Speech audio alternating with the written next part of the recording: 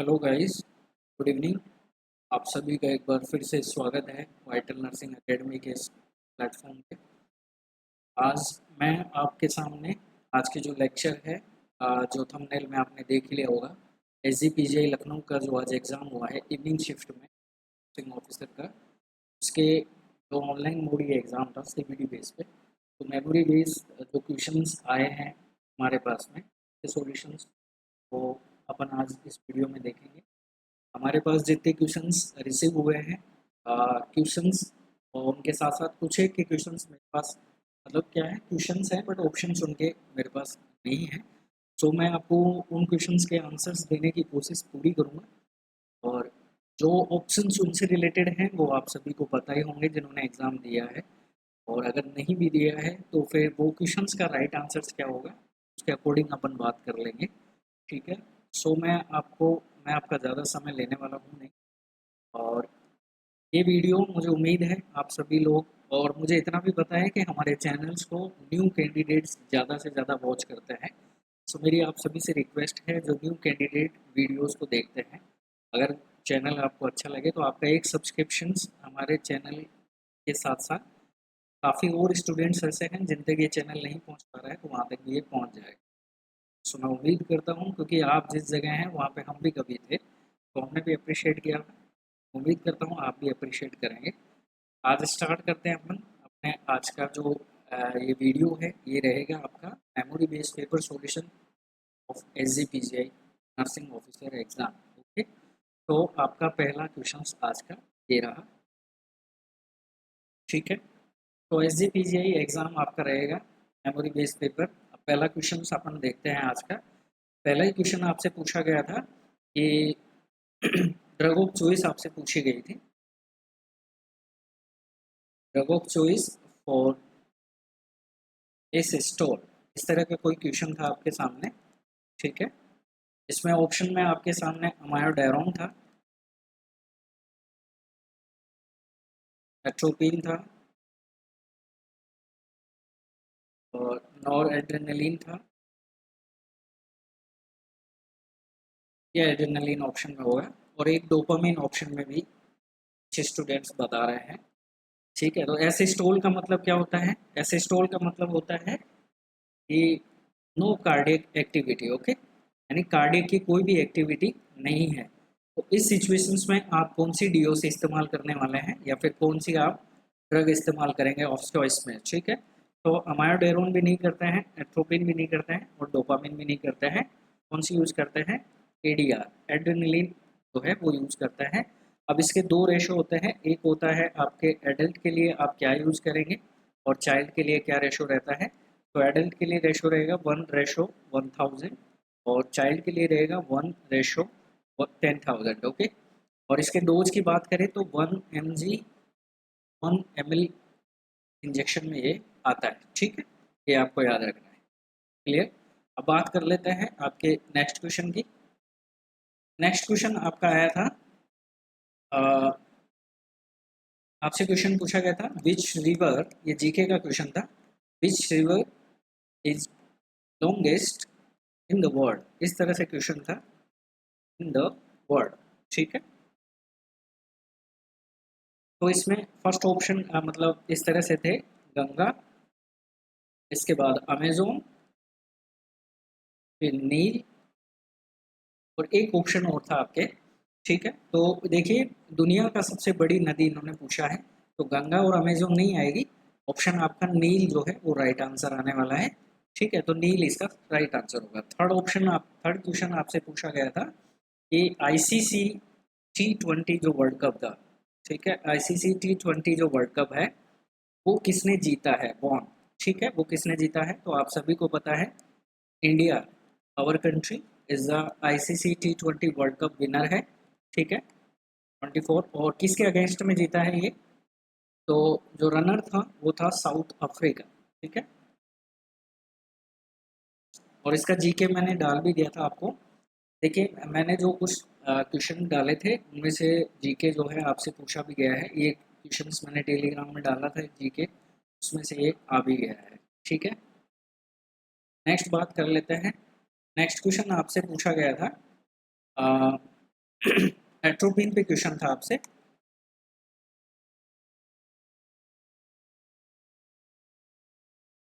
Atropine पे question था। Atropine पे देखिए दो क्वेश्चन पूछे गए थे आपसे।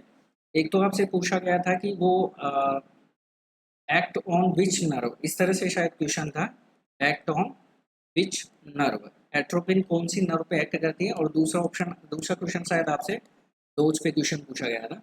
तो देखिए एट्रोपिन जो है वो पैरासिम्पैथेटिक नर्वस सिस्टम पे इफेक्ट करती है। किस पे इफेक्ट करती है? पैरासिम्पैथेटिक नर्वस सिस्टम पे। और एट्रोपिन क्या काम करती है? सीक्रेशंस को डिक्रीज करती है। ठीक है, सीक्रेशंस को क्या करती है ये? डिक्रीज करती है। ठीक है, तो पैरासिम्पैथेटिक नर्वस सिस्टम की सबसे बड़ी नर्व कौन सी है? वेगस। कौन सी नर्व है? वेगस। तो जाहिर सी बात है एट्रोपिन किस पे इफेक्ट करेगा? वेगस पे। और वेगस कौन से नर्व है? 10th क्रेनियन नर्व है, जो कि मिक्स होती है, जो कि मिक्स होती है, यानी सेंसरी और मोटर दोनों होता है।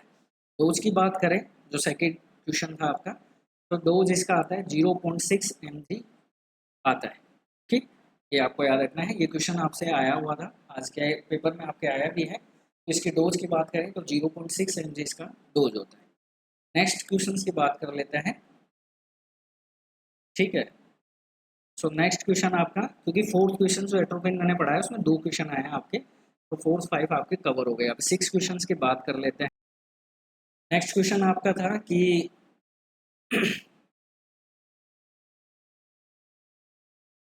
During respiration,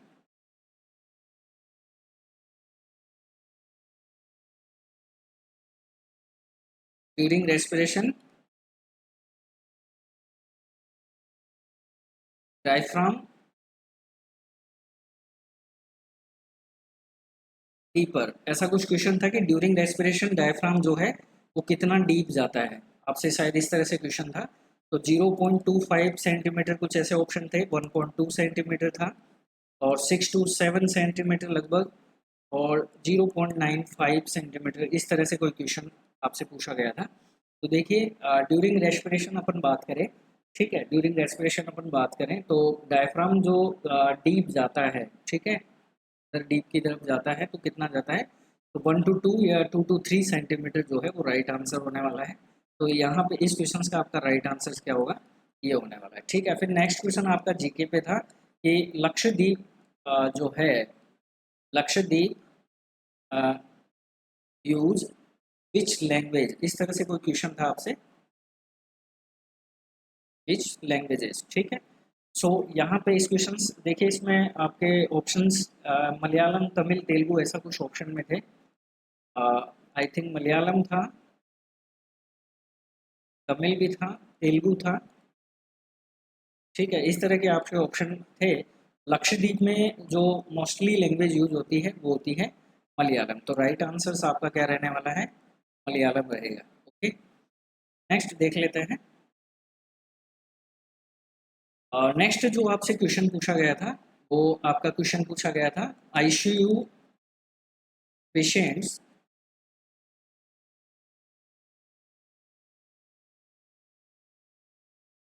during NG feed which assessment by the nurse, ऐसा कुछ क्वेश्चन था शायद, आई थिंक, या अबाउट असेसमेंट,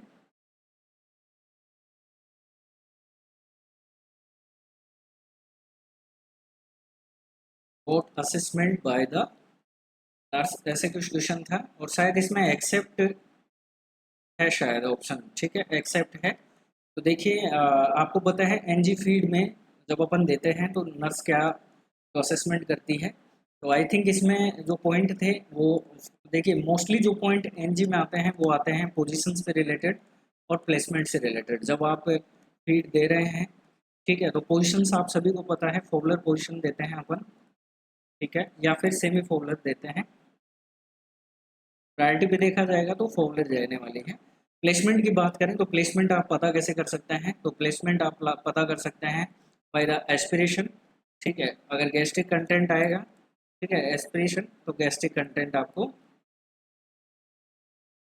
पता चल जाएगा। ठीक है, एस्पिरेशन से भी कर सकते हैं।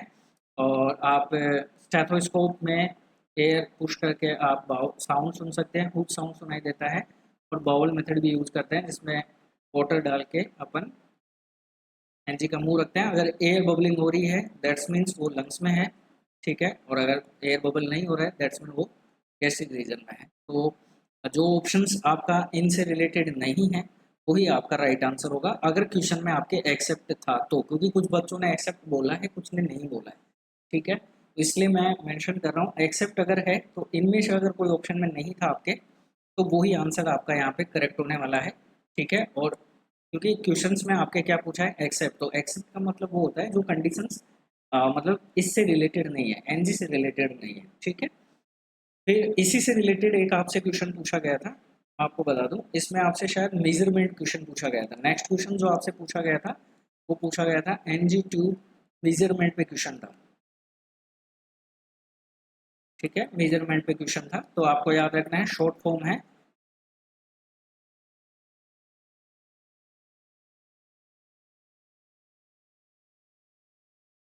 Any x, sorry any x याद रखने का है। N4 हो गया टिप ऑफ नॉच, ठीक है, tip of notch to ear lobe to G4 sternum, ये आपका एनजी का मेजरमेंट हो गया। ये भी क्वेश्चन आपसे पूछा गया है। और एयर लोब से क्वेश्चन देखिए अभी याद आ गया मुझे, एयर लोब से आपसे नेक्स्ट क्वेश्चन जो पूछा गया था वो ये पूछा गया था कि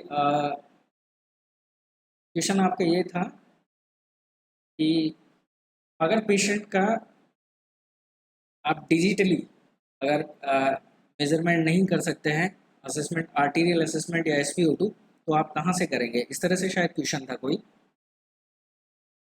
क्वेश्चन आपका इस तरह से था शायद, I think, patients are sorry patients hands are cool,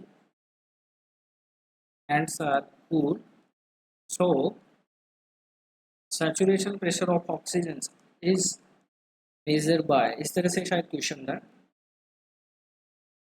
ठीक है। देखिए मेमोरी बेस्ड पेपर सॉल्यूशन है इसलिए मैं पहले ही आपको बता रहा हूँ, ठीक है। तो पेशेंट्स हैंड्स अगर कूल है तो SpO2 आप मेजर किस तरह से करेंगे, ये क्वेश्चन आपके ऑप्शन में था। और ऑप्शन में आपके ईयर लोब दिया हुआ था, ठीक है, तो आपको पता है ये सबसे बेस्ट आंसर जाता है, ठीक है, ear lobe is the best answer जाएगा, तो यही आपका राइट आंसर होने वाला है, ठीक है। नेक्स्ट क्वेश्चन देखिए क्या है। नेक्स्ट क्वेश्चन था आपका anterior anterior फोंटानेल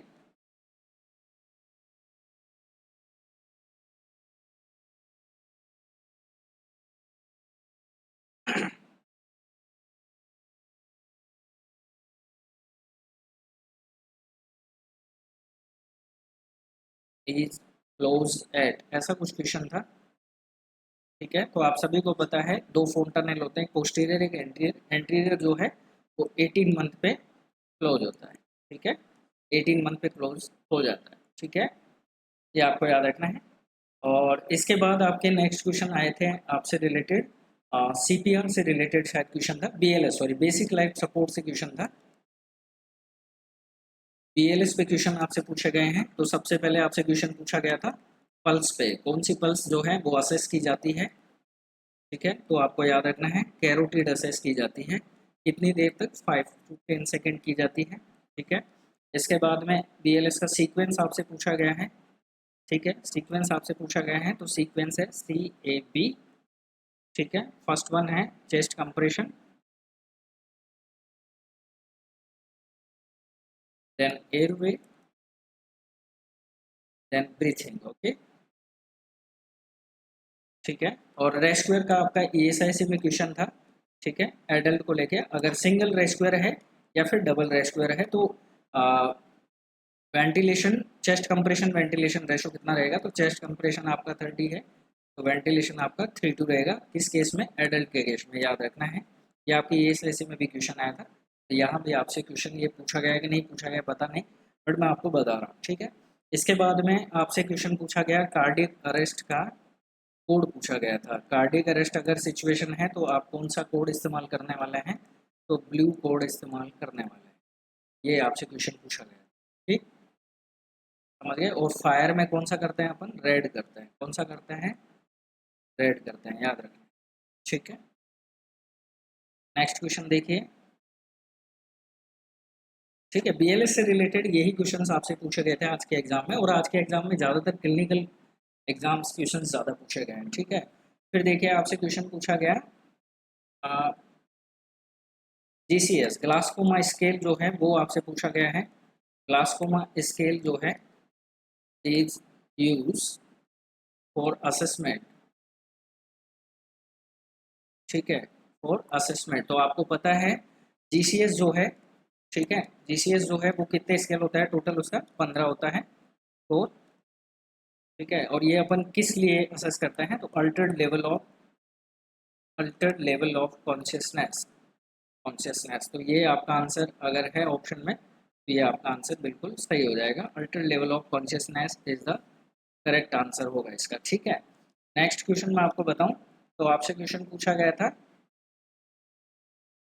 best measurement of temperature, ऐसा कुछ क्वेश्चन था आपके। बेस्ट मेजरमेंट ऑफ, मेजरमेंट था कि असेसमेंट था, इस तरह से शायद था, बेस्ट मेजरमेंट या assessment of temperature of body. ठीक है, तो यहाँ पे ऑप्शन में आपके पास में डोर्सल सरफेस ऑप्शन में था और वेंट्रल सरफेस भी ऑप्शन में था। ठीक है, तो आप सभी को पता है सबसे बेस्ट आंसर यहाँ पे क्या जाने वाला है, डोर्सल सरफेस आपका जो है राइट आंसर जाने वाला है। ओके ओके, तो dorsal surface is the right answer रहेगा। नेक्स्ट क्वेश्चन देखते हैं। नेक्स्ट क्वेश्चन आपसे जो पूछा गया था वो बेबी के ऊपर क्वेश्चन थे शायद, आई थिंक, कि बेबी जो है होल्ड द होल्ड द बोतल एट विच एज, इस तरह से शायद एक क्वेश्चन था कि एक जो बेबी है, ठीक है, वो बोतल को कितनी एज में होल्ड कर लेता है। ठीक है, तो राइट आंसर इसका रहने वाला है 5 to 6 मंथ। ओके, ये ऑप्शन में अगर आपके हैं तो ये यहाँ पे राइट रहने वाला है। 5 to 6 मंथ की एज में बेबी जो है वो बोतल, जो फीड बोतल है उसको होल्ड करने की पावर रखता है। ये क्वेश्चन इसी से रिलेटेड था कि 5 मंथ का बेबी था, ठीक है, 5 मंथ बेबी वेट इज,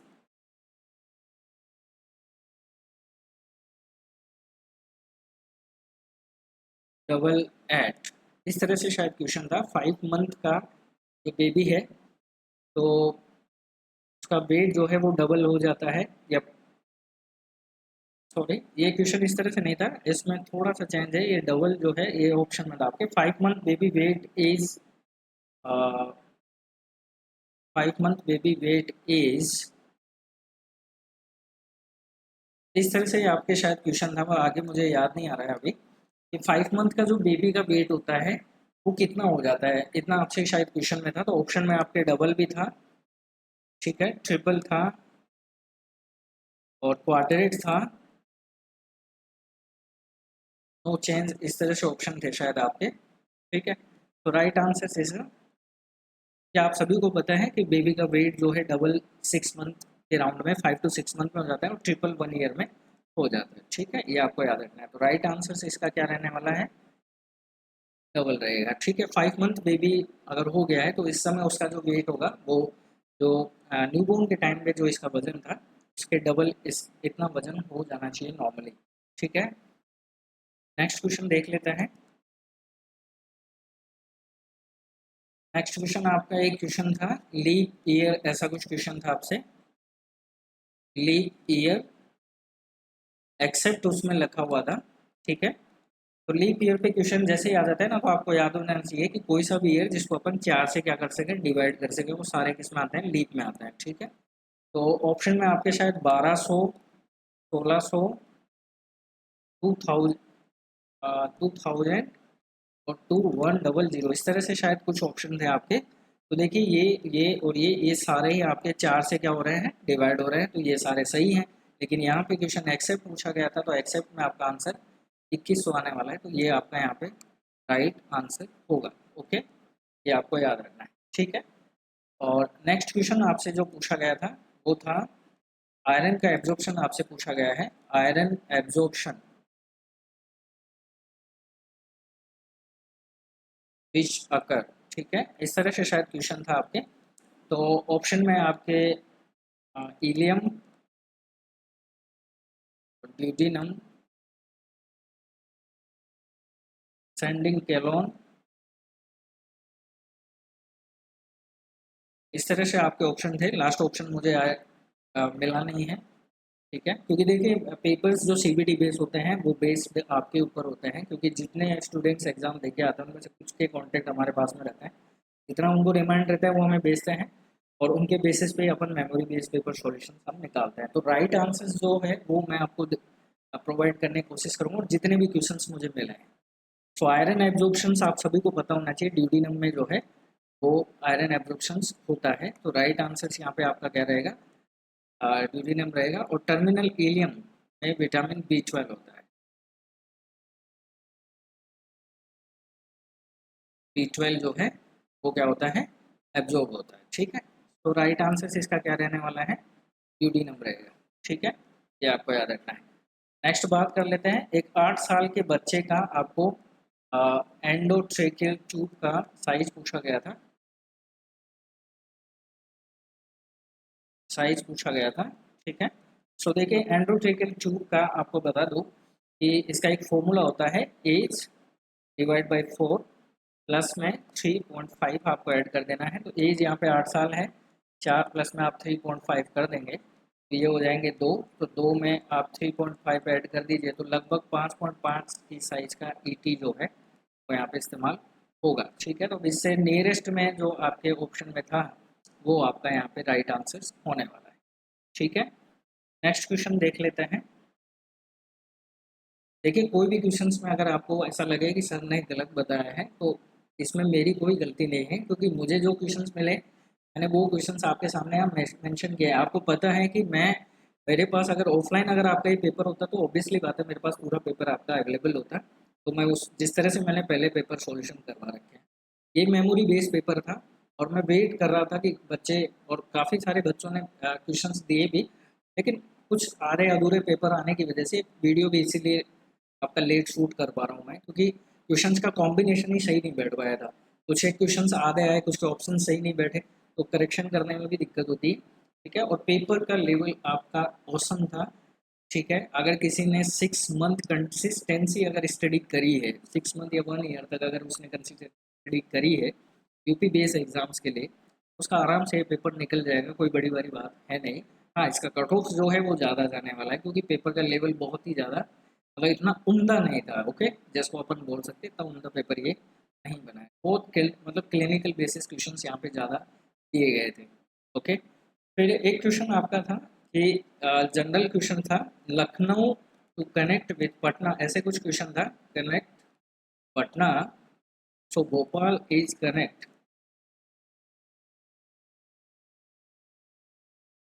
इस तरह से क्वेश्चन आपका था। तो देखिए यहाँ पे लखनऊ जो है वो पटना से कनेक्ट हो रहा है, तो भोपाल से कनेक्ट क्या होगा, तो ऑप्शन देखिए यहाँ पे कुछ बच्चों ने जयपुर ऑप्शंस दिया है, इंदौर दिया है, शिमला दिया है, और एक ऑप्शन और यहाँ पे दिया गया था, आई थिंक मुझे याद नहीं है। तो अगर देखिए लखनऊ पटना से कनेक्ट है हो रहा है, तो भोपाल जो है वो इंदौर से ही कनेक्ट होगा, ठीक है। भोपाल जो है वो इंदौर से ही कनेक्ट होगा, सॉरी इंदौर से नहीं होगा, जयपुर से कनेक्ट होगा, ओके।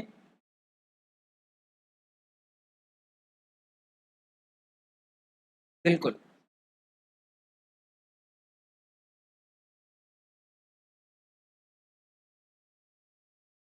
बिल्कुल, यहाँ राइट आंसर्स अगर यहाँ यही ऑप्शंस आपके दिए गए हैं, लास्ट ऑप्शंस मुझे पता नहीं है, तो भोपाल जो है वो जयपुर से ही कनेक्ट होने वाला है, तो राइट आंसर्स आपका यहाँ पे भोपाल टू जयपुर रहने वाला है, ओके, ये आपको याद रखना है। नेक्स्ट क्वेश्चन देख लेते हैं, 23 आपका जो क्वेश्चन है, मतलब 23 नहीं है, ये सिर्फ न्यूमेरिकल में डाल रहा हूँ, बाकी क्वेश्चन तो काफ़ी सारे हो गए हैं आपके, ठीक है। नेक्स्ट क्वेश्चन देख लीजिए। नेक्स्ट क्वेश्चन था आपका, नॉन प्रेस्क्राइब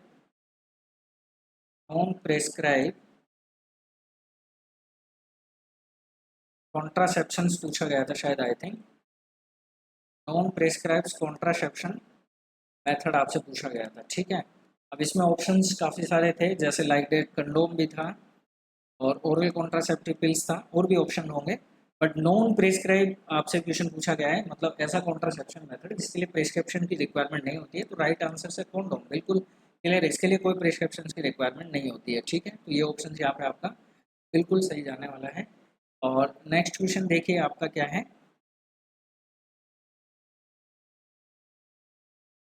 24 नंबर में क्वेश्चन था कि एक क्वेश्चन था आपका, blood is D refrigerated,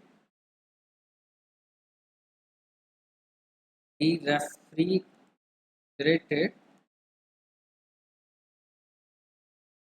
before the transfusion, इस तरह से का क्वेश्चन था, बिफोर द ट्रांसफ्यूजन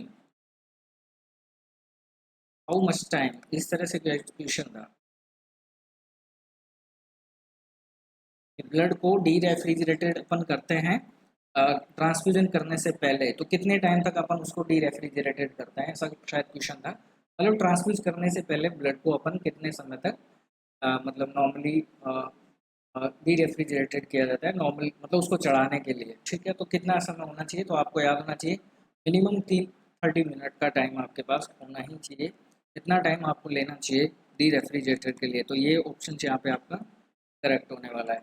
ठीक है, 25 क्वेश्चन। एक क्वेश्चन आपका फायर से रिलेटेड था, fire with clothes and paper, clothes and paper which category, इस तरह से शायद क्वेश्चन था आपके, विच कैटेगरी। ओके, सो देखिए इसमें देखिए फायर में आपके 4 कैटेगरी आती है। ठीक है, सो ये कैटेगरी जो है आपकी पेपर और क्लॉथ से रिलेटेड है, ये जो कैटेगरी आपकी ए है। बी जो कैटेगरी है वो आपकी लिक्विड से कनेक्टेड है। सी जो है वो आपकी गैस से रिलेटेड है, और डी जो है वो मेटल से रिलेटेड है। ठीक है, तो राइट आंसर आपका क्या रहने वाला है, ए रहेगा। ठीक है, ए रहने वाला है। नेक्स्ट क्वेश्चन देख लेते हैं, 26। आपसे शायद रेलवे पे क्वेश्चन था, रेलवे कनेक्ट एरिया, ऐसा कुछ क्वेश्चन था, लॉन्गेस्ट आपसे क्वेश्चन पूछा गया था। ठीक है यार, ऐसे ही कुछ था, रेलवे कनेक्ट एरिया लॉन्गेस्ट आपसे पूछा गया है। तो अगर आपसे देखिए, अब मुझे पता नहीं है क्योंकि पूरा ही क्वेश्चन नहीं मिल पाया, वर्ल्ड में अगर आपसे पूछा गया है तो यूएसए सबसे बड़ा है, और अगर इंडिया में अगर आपसे क्वेश्चन पूछा गया है तो यूपी है। ठीक है, क्योंकि एग्जाम भी यूपी का ही था, तो ऑब्वियसली बात है, अगर दोनों में से जो क्वेश्चन आपसे पूछा गया है तो दोनों का आंसर इस तरह से रहना पड़ेगा, क्योंकि क्वेश्चन इस तरह से मिला है, ये पूरा क्वेश्चन मुझे मिल ही नहीं पाया। ठीक, नेक्स्ट क्वेश्चन देख लेते हैं। नेक्स्ट क्वेश्चन पूछा गया था, in children,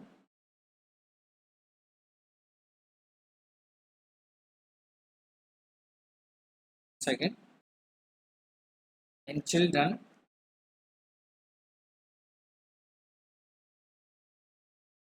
pain rating scales आपसे पूछा गया है आई थिंक। ठीक है, in children pain rating scale आपसे पूछा गया था। तो चिल्ड्रंस में आप सभी को पता है वोंग बेकर फेशियल स्केल्स जो है वो अपन इस्तेमाल करते हैं पेन की रेटिंग को देखने के लिए। ठीक है, इस तरह से फेशियल जो आपके स्केल पे बने होते हैं अलग अलग, डस्ट, जीरो, इस तरह से ओपन, तो ये वाला वोंग बेकर फेस स्केल जो है इस्तेमाल किया, तो कॉमन क्वेश्चन है, ज़्यादा इसमें आपको सोचना नहीं था। नेक्स्ट क्वेश्चन आपसे क्वेश्चन पूछा गया था ब्लड सेल्स पे क्वेश्चन था, शायद प्लेटिलेट्स प्रोडक्शन पे क्वेश्चन था, प्लेटिलेट प्रोड्यूस एट विच,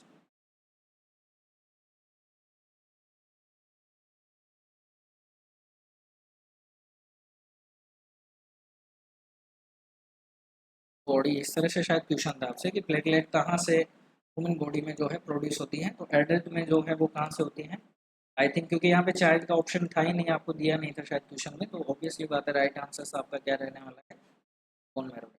ठीक, ये आपका यहाँ पे राइट आंसर होगा। ठीक है, नेक्स्ट क्वेश्चन देख लेते हैं, 29। एक क्वेश्चन आपसे पूछा गया था, फर्स्ट प्रायोरिटी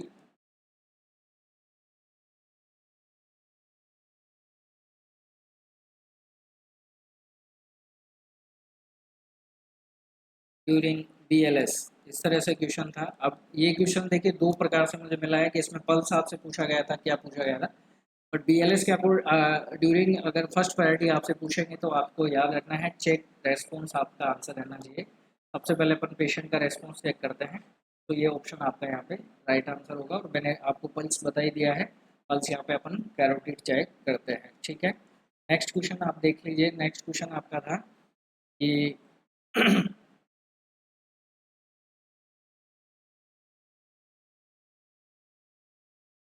हाँ, नेक्स्ट क्वेश्चन आपका ECG से था। ECG में आपको पी वेव रिप्रेजेंटेशन पूछा है शायद, आई थिंक।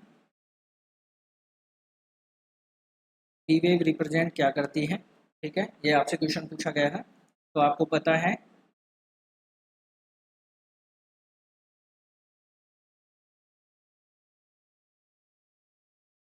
PQRS T, ठीक है। तो पी वेव आपका जो है ये आपको रिप्रेजेंट करती है आर्ट्रियल डीपोलराइजेशन, आपका आंसर आएगा आर्ट्रियल डीपोलराइजेशन। क्यूआरएस जो है, क्यूआरएस जो है ये आपको वेंट्रिकुलर डीपोलराइजेशन के बारे में बताता है।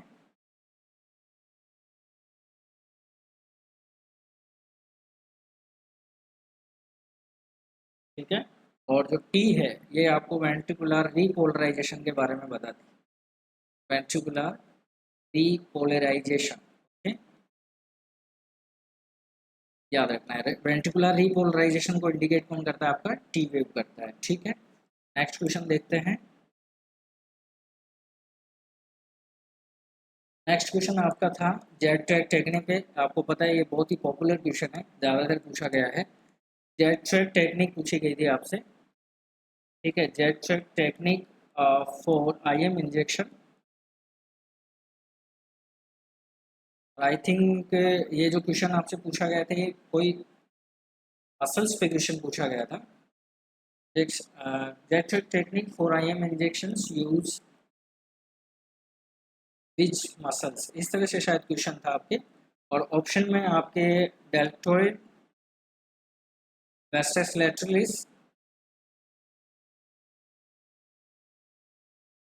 और ग्लूटियस, ठीक है। तो राइट आंसर आपका क्या रहने वाला है, ग्लूटियस रहेगा, याद रखना है। अगर इन्फेंट की बात करते हैं तो वेस्टस लैटरलिस होता, बट यहाँ पे ग्लूटियस आपका राइट आंसर जानने वाला है जेट ट्रैक टेक्निक के लिए। ओके, फिर आपसे क्वेश्चन पूछा गया DOC for hyper tension, question पूछा गया था DOC for hyper tension. Okay, और यहाँ पे आपसे ऑप्शन शायद एक्सेप्ट लगा हुआ था, हाइपर टेंशन की कौन सी मेडिसिन जो है वो नहीं है, ठीक है। ये आपसे क्वेश्चन पूछा गया था जिसमें आपके ऑप्शन में शायद रेमिप्रिल, रेमिप्रिल भी था, टेलमिसार्टान था, ठीक है, टेलमिसार्टान 40, रेमिप्रिल था, और एक आपके शायद मेटफॉर्मिन ऑप्शन में था, मेटफॉर्मिन। तो मेटफॉर्मिन जो है ओरल हाइपोग्लाइसेमिक एजेंट है, OH, ठीक है। तो यही आपका आंसर होगा, ठीक है। मेटफॉर्मिन जो है वो DM के पेशेंट के लिए यूज होता है, डायबिटिक मेलाइटिस के लिए, और इसको OH के नाम से जानते हैं, ओरल हाइपोग्लाइसेमिक एजेंट। ओके, तो ये ऑप्शन आपका यहाँ पे राइट होने वाला है। बाकी रेमिप्रिल, टेलमिसार्टान ये हम हाइपरटेंशन में इस्तेमाल करते हैं। नेक्स्ट क्वेश्चन देखिए आपका। नेक्स्ट क्वेश्चन आपसे था कि विच ड्रग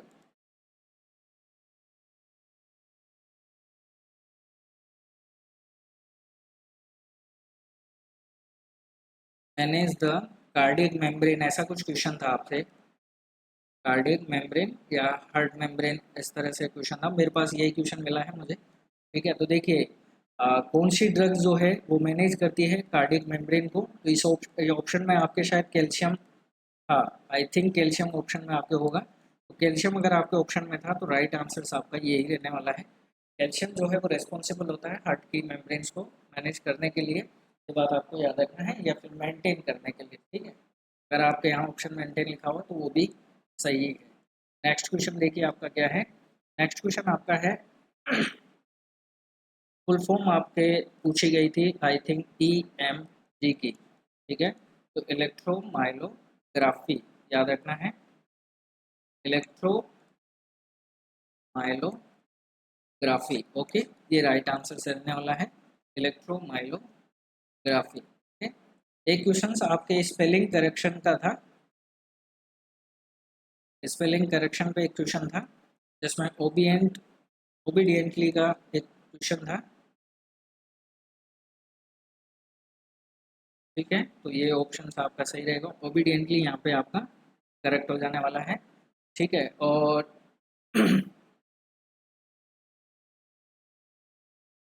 ओबीडियंटली में आपको यहाँ सॉरी ये आएगा यहाँ पे ओबीडियंटली। 1 सेकेंड में आपको फिर से लिख के बता देता हूँ। जो करेक्ट स्पेलिंग होगा वो होगा ओबीडियंटली, बराबर। नेक्स्ट क्वेश्चन देखिए। नेक्स्ट क्वेश्चन आपका एब्रीविएशन पे था। एब्रीविएशन पे क्वेश्चन आया आपसे, एब्रीविएशन में पूछा गया था, शायद एसी पूछा गया है। तो एसी मीन्स क्या होता है, बिफोर मील, ओके। और पीसी का मतलब क्या होता है, आफ्टर मील। पीसी का मतलब क्या होता है, आफ्टर मील। ठीक है, तो आपके ये क्वेश्चन में था, तो ये आपका यहाँ पे राइट आंसर होगा। फिर आपकी एक सीरीज थी 2, 7, 15, 32, और नेक्स्ट आपसे क्वेश्चन पूछा गया था क्या आने वाला है, तो यहाँ पे 10,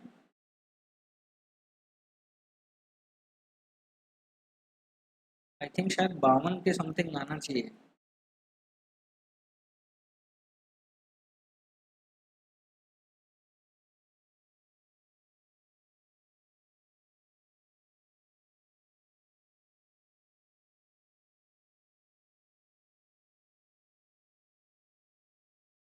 पता नहीं होना चाहिए, शायद आई थिंक 17 होना चाहिए। तो हाँ, यहाँ पे 17 होना चाहिए, तो +10 हो जाएगा, प्लस यहाँ 15 और प्लस अब 20 हो जाएगा, तो 52 से ही आना चाहिए आपका आंसर, आई थिंक। ये सीरीज आई थी आपके, है ना, ये 17 शायद आई थिंक होगा आपके क्वेश्चन। नेक्स्ट आपके क्वेश्चन आया है रेलवे लाइंस वाला क्वेश्चन आपका हो गया है, क्वेश्चन आपका बता दिया है, सीरीज आपकी हो गई है। तो नेक्स्ट क्वेश्चन है ब्लड पीएच पूछा गया था आपसे। देखिए अभी कितना अच्छा क्वेश्चन आपसे पूछा गया है। ब्लड पीएच आप सभी को पता है 7.35 से 7.45 जो है नॉर्मल ब्लड पीएच होता है, ये आपसे क्वेश्चन पूछा गया था। ठीक है, नेक्स्ट क्वेश्चन देख लेते हैं। नेक्स्ट क्वेश्चन आपसे पूछा गया था स्नेलन चार्ट पे क्वेश्चन, शायद आई थिंक आया था आपका। Snellen chart is assess four, assess four, ठीक है। तो स्नेलन चार्ट का अपन इस्तेमाल कब करते हैं, डिस्टेंस विजन में, ये आपको याद रखना है। तो राइट आंसर आपका क्या रहने वाला है, डिस्टेंस विजन। ठीक है, ये आपका ऑप्शन था वहाँ पे, डिस्टेंस विजन जो है वो आपका यहाँ पे राइट आंसर होगा। ओके, या फिर आपके ऑप्शन में विजुअल एक्टिविटी हो, विजुअल एक्टिविटी हो, तो ये भी ऑप्शन आपका सही है। ठीक है? ये आपको याद रखना। नेक्स्ट क्वेश्चन देखिए, 40 नंबर आपका क्वेश्चन क्या। नेक्स्ट क्वेश्चन था आपका, एक 50 साल का शायद कैंडिडेट है, ए 50 years old as patient our history of 30 year smoking, so what conditions सफर, इस तरह से शायद क्वेश्चन था आपके। ठीक है, मतलब 50 साल के ओल्ड एज का व्यक्ति था जिसको 30 साल से स्मोकिंग की हिस्ट्री रही है। तो इसमें ऑप्शन में आपके शायद एक ऑप्शन था क्रोनिक लैरिंजाइटिस का, क्रोनिक लैरिंजाइटिस, ये ऑप्शन में आपके था शायद आई थिंक। देखिए बाकी के ऑप्शंस मुझे मिले ही नहीं, लेकिन जो ऑप्शंस मुझे मिले उसके अकॉर्डिंग मुझे बता रहा हूँ कि ये ऑप्शंस में आपके था वहाँ पे, तो ये आपका यहाँ पे राइट आंसर होगा। ठीक है, क्रोनिक लैरिंजाइटिस जो है वो 30 साल का, अगर 50 साल का कैंडिडेट 30 साल से स्मोक कर रहा है, कंटिन्यूस कर रहा है, हिस्ट्री में है, तो उसको क्रोनिक लैरिंजाइटिस होने के चांसेस ज़्यादा है। ठीक है, नेक्स्ट वन क्वेश्चन देखिए। आपके एक क्वेश्चन था non essential amino acid, question आपसे पूछा गया था नॉन असेंशियल अमाइनो एसिड। ठीक है, तो देखिए essential, non essential amino acid except आपसे क्वेश्चन पूछा गया था शायद आई थिंक। ठीक है,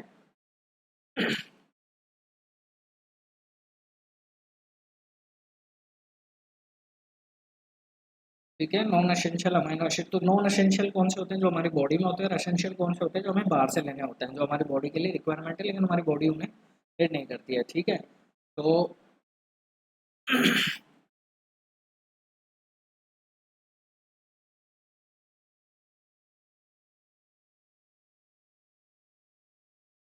इसका एक फॉर्मूला है नॉन एसेंशियल अमीनो एसिड का,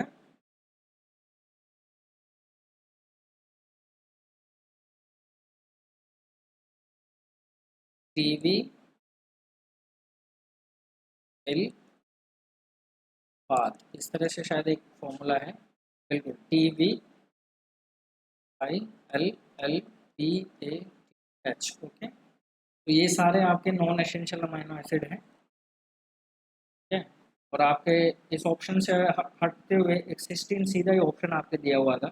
16 क्या है, नॉन एसेंशियल अमीनो एसिड नहीं है, ये एसेंशियल अमीनो एसिड। ठीक है।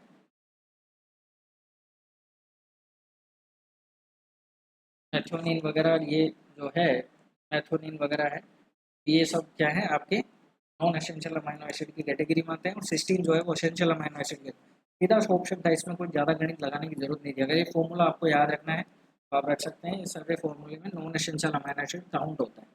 राइट आंसर आपका क्या रहने वाला है इस क्वेश्चन का, 16 रहेगा। ओके, नेक्स्ट क्वेश्चन देखिए। नेक्स्ट क्वेश्चन आपसे पूछा गया था कॉम्प्लिकेशन ऑफ पेरिटोनियल डायलिसिस करके, ऐसा क्वेश्चन था। कॉम्प्लिकेशंस ऑफ पेरिटोनियल डायलिसिस करके एक क्वेश्चन था। ठीक है, तो आप सभी को पता है पेरिटोनियल डायलिसिस का कॉम्प्लिकेशन क्या है, पेरिटोनाइटिस। बहुत ही पॉपुलर क्वेश्चन रहा हुआ है। ठीक है। सो देखिए, आज के वीडियो जो मेमोरी बेस है उसके लिए मैं आपका सभी का शुक्रगुजार हूँ कि आपने ये वीडियो देखा। अगर आपको वीडियो अच्छी लगे प्लीज़ आप वीडियो को लाइक करके, चैनल पे अगर आप नए हैं, और मुझे पता है कि आप मेरे जो चैनल पे वीडियोस हम लोग डालते हैं वो आप न्यू जो स्टूडेंट्स हैं वो ज़्यादातर देखते हैं लेकिन आप सब्सक्राइब नहीं करते हैं। मुझे कोई इशू नहीं है आप सब्सक्राइब नहीं करते हैं तो, लेकिन एटलीस्ट मेरी आपसे रिक्वेस्ट है कि अगर आपका एक सब्सक्रिप्शन है, अगर आप करते हैं तो ये चैनल क्या है उन कैंडिडेट्स तक भी पहुंच सकता है जिन तक ये नहीं पहुंच रहा है। ओके, अगर आपको इस पेपर सॉल्यूशंस में कोई भी ऑप्शंस अगर देखिए कोई मिस्टेक है उसके लिए मैं पहले से ही आपसे सॉरी बोल रहा हूँ, लेकिन जो क्वेश्चंस मुझे मिले मैंने पूरी कोशिश करी आपको सॉल्यूशन करने की। लगभग 50 अबोव क्वेश्चंस अपन ने सोल्व किए हैं। ठीक है। और ऑलमोस्ट जो क्वेश्चंस मुझे मिल पाए वो मैंने पूरी कोशिश करी, पूरे पेपर नहीं कर पाया मैं। ठीक है। तो कोशिश करी है, उम्मीद है कि आपका सभी का पेपर अच्छा गया हो। कट ऑफ का एक्सपेक्टेशन मैंने आपको बता दिया है, आप चाहे देखें या ना देखें पेपर का लेवल आपका बहुत ही ज़्यादा इजी है।